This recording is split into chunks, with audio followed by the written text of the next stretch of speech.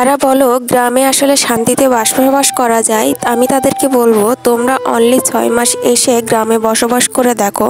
তারপর যদি তোমার মুখের কথাটা এমনই থাকে তাহলে আমি বুঝবো যে আমি ভুল আর তুমি সঠিক। হ্যালো এভরিওয়ান, কেমন আছো সবাই? আশা করি সবাই অনেক বেশি ভালো আছো। অনেকদিন পর একটা লং ভিডিও আপলোড করছি। আমার কয়েক মাস ধরে আমার পেজে আমি কোনো রকম লং ভিডিও আপলোড করছি না, কারণ সময়ের অভাবে আমি ভিডিও তো করা হয় বাট এডিট করা একদমই সময় পাচ্ছি না।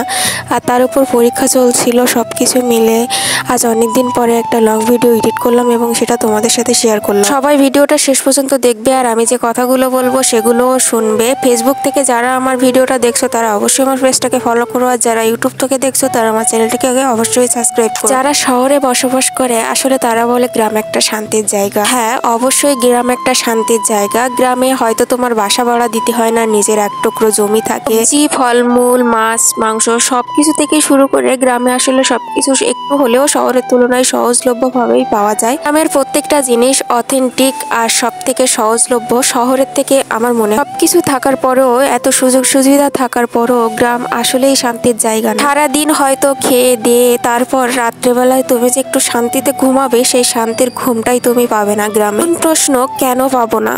বর্তমান যুগের সাথে তাল মিলিয়ে আমরা যেভাবে আপডেট হচ্ছি, সেই আপডেটের ছোঁয়া এখনো গ্রাম পর্যন্ত পৌঁছায়নি। গ্রামের এক অংশ মানুষ থাকে টক্সিক, যাদের জন্য অনেকের জীবন অতিষ্ঠ হয়ে সব মানুষগুলোর কাজ হচ্ছে সমালোচনা করা। কার কি হলো, কে কোথায় গেল, কার কতটুকু উন্নতি হলো, কে কতটুকু ক্ষতি হলো, কার কতটুকু কি বলা যায়, এটা সবসময় তারা পায়তারা খুঁজতে থাকে যে কখন কিভাবে বল। মানুষগুলোকে যখন চোখে আঙুল দিয়ে তাদের ভুলগুলো ধরিয়ে দেওয়া হয়, তখন ভুল তো বুঝতেই পারে না, উল্টে তোমার নামে আরো বেশি সমালোচনা করবে। এই মানুষগুলো কখনোই তোমাকে শান্তিতে বাস করতে দেবে না, কখনোই তোমাকে শান্তিতে থাকতে দেবে না। অনেকেই হয়তো বলতে পারো যে তাদের এইসব কথায় কিছু যায় আসে না। হ্যাঁ, সত্যিই যায় আসে না, কিন্তু প্রতিনিয়ত যখন তুমি কথাগুলো শুনবে একটা সময় তুমি বিরক্তের চরম সীমায় পৌঁছে যাবে। মানুষগুলো কখনোই বোঝে না যে তারা ভুল করছে। অন্যকে নিয়ে সমালোচনা করে বেশি দূর যাওয়া যায় না। কথাই বলে না, কারোর যদি নিন্দা করতে হয় তাহলে সেটা তার পিছনে থাকতে হয়, নিন্দা করার জন্য কিন্তু পিছনে থাকতে হয়। নিন্দাকারী কখনোই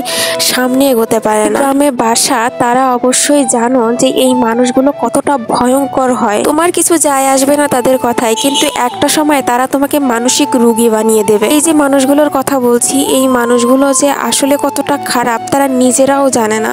তারা কখনো বুঝতেই পারে না যে তারা একটা মানুষের মানসিক যন্ত্রণার কারণ হয়ে যায়। গ্রামের আরেকটা জায়গা হচ্ছে চায়ের দোকান, যেখানে আলোচনা হয় না এমন কোনো বিষয় নেই, সব বিষয় এখানে আলোচনা। এখানে যেসব মানুষগুলো বসে চা খায় তাদের ঘরে যদি মেয়ে ছেলে থাকে বা তারা যদি কোনো অন্যায় অপরাধ করে, তাহলে সেই সবের কোনো রকম কোনো সমালোচনা হয় না। সমালোচনা হয় কাদের নিয়ে জানো? যাদের বাবা, দাদা বা ভাই ওই চায়ের দোকানে থাকে না, তাদেরকে নিয়ে। পুরোপুরি জানো, গ্রাম একটা সুন্দর জায়গা, গ্রামে থাকতেও ভালো লাগে। গ্রামের জায়গা সবকিছু, মনে করো শহরের সাথে গ্রামের কখনোই কোনো তুলনা হয় না। গ্রামের সৌন্দর্য শহরের সৌন্দর্যের সাথে কখনোই মিলে না। কিন্তু গ্রামে বাস করাটা যে কতটা কঠিন তা গ্রামের মানুষগুলোই জানে। মেয়ের এই একাংশ মানুষের জন্য প্রত্যেকটা মানুষ অশান্তিতে ভোগে। তাই আমার কাছে গ্রামে অনেক সুযোগ সুবিধা থাকলেও গ্রামে বাস করাটা আমার কাছে শান্তির বলে মনে হয়। আমাদের সাথে একটা কথা শেয়ার করি। গত সপ্তাহে বাড়ি গিয়েছিলাম, আর বাড়ি গিয়ে সুন্দর একটা অভিজ্ঞতাও হলো। অনেক বড় বড় কন্টেন্ট ক্রিয়েটরদের জীবনের গল্প যখন শুনি, তখন আসলে তাদের সেই গল্পের সাথে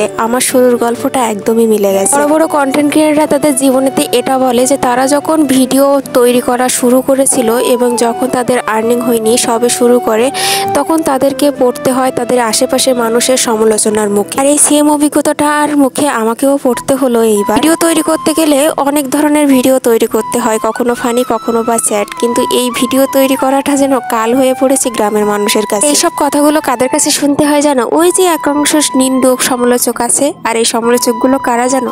তোমার আশেপাশের প্রতিবেশীগুলোই, আর তাদের ভিতরে তোমার আপনজনগুলোও মিশে থাকবে। বাড়ি গিয়ে আমার এই অভিজ্ঞতাটা হলো। একটা কথা কি জানো? তোমার বাড়িতে যদি কোনো বিবাহযোগ্য মেয়ে বা ছেলে থাকে, তাহলে তাদের তো ঘুমই আসবে না যে তোমাকে নিয়ে কখন কোন বিনোদন তারা মিস করে ফেলবে। গ্রামের সৌন্দর্য সুন্দর, গ্রামের মানুষগুলো আসলেই অনেক সহজ সরল, কিন্তু এই সহজ সরলের ভিতরেও যে অসাধারণ মানুষগুলো থাকে, এদেরকে ফেস করে যদি তুমি বাঁচতে পারো, তাহলে হ্যাঁ, গ্রামের আশেপাশের প্রতিবেশী, আপনজন, আত্মীয় স্বজন সবাই হয়তো খারাপ হয় না। ওই যে বললাম, একাংশ মানুষ থাকে সমালোচক, নিন্দুক, এদেরকে ঠেকানোর সাধ্য তোমার আমার বা কারোরই নেই, হয়তো ভগবান এসেও এদেরকে ঠেকাতে পারবে না। আমি ভুল কি সঠিক সেটা আমি জানি না, তবে আমার অভিজ্ঞতা যতটুকু, আমি যতটুকু ফেস করেছি সেটাই তোমাদের সাথে শেয়ার করলাম। যাই হোক, গ্রাম কিন্তু অনেক বেশি সুন্দর, শহরের সাথে গ্রামের কখনোই কোনোদিন তুলনা হয় না। আজকের মতন এখানে, সবাই খুব ভালো থেকো, টাটা অ্যান্ড টেক কেয়ার।